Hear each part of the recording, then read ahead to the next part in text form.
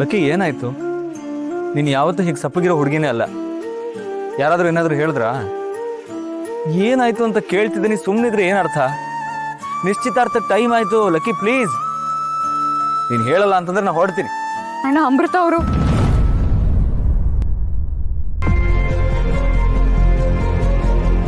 ಅಮೃತ? Lucky, ಏನಾಯ್ತು ಅಮೃತ ಅವ್ರಿಗೆ? ಏನಾಯ್ತು ಹೇಳೋ? ಏನಣ್ಣ ನೀನು ಅವ್ರ ಹೆಸರು ಹೇಳ್ತಿದ್ದಾಗೆ ಇಷ್ಟೊಂದು ಚಡ್ಪಡಿಸ್ತಿದ್ಯಾ? ಆದ್ರೆ ಅಲ್ಲಿ ಅವ್ರಿಗೆ ಅವರು ಏನಾಯ್ತು ಹೇಳಕ್ಕೆ? ಅವ್ರಿಗೆ ಈ ಮದುವೆ ಇಷ್ಟ ಇಲ್ವಂತ ಹೇಳ.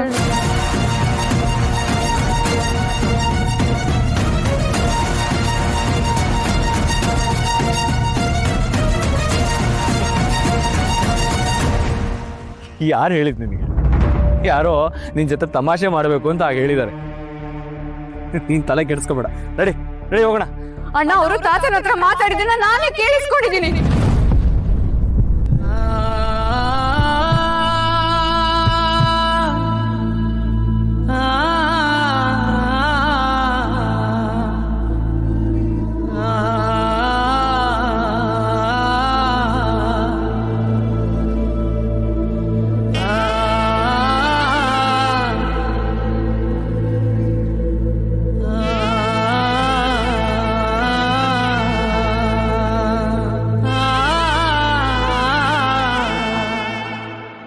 ಈ ವಿಷಯನ ತಾತ ಯಾಕೆ ನನಗೆ ಹೇಳಿಲ್ಲ?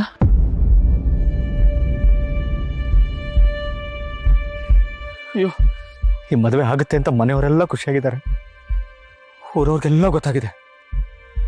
ಅಮೃತ ಅವ್ರ ಕಡೆಯಿಂದಾನೇ ಈ ಮದುವೆ ಮುರಿತಿದೆ ಅಂತ ಗೊತ್ತಾದ್ರೆ ಜನ ನೂರೆಂಟು ಮಾತಾಡ್ತಾರೆ.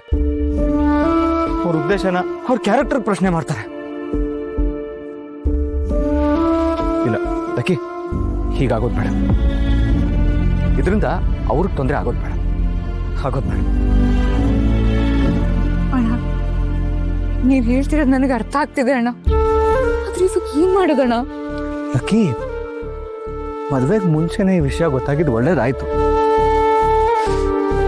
ನಡಿ, ನನ್ನ ತಾತನ ಹತ್ರ ಮಾತಾಡ್ತೇನೆ. ಅಣ್ಣ,